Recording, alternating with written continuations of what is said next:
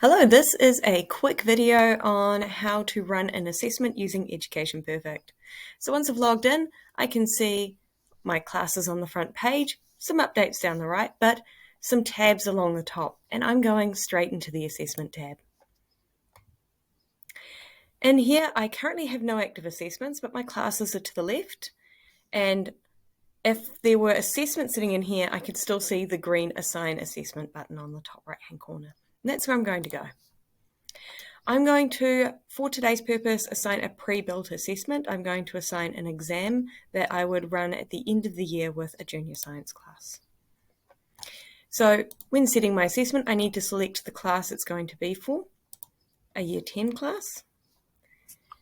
I then need to select the content. So this exists under my personal content since I wrote this exam.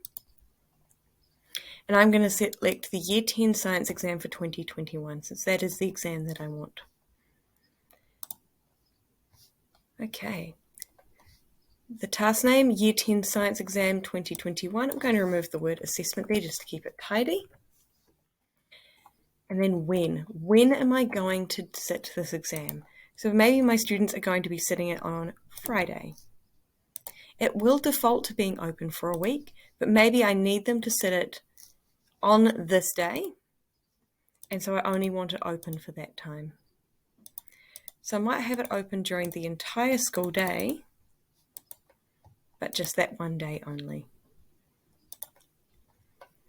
During the assessment conditions, I will allow students 120 minutes, since I have a 2-hour block in which they can sit it, but you can change it to 60 or whatever time that you have available.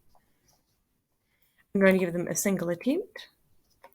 And for security, because they're going to get an email at 8 o'clock in the morning with the link to start the exam, I want them to enter an access code.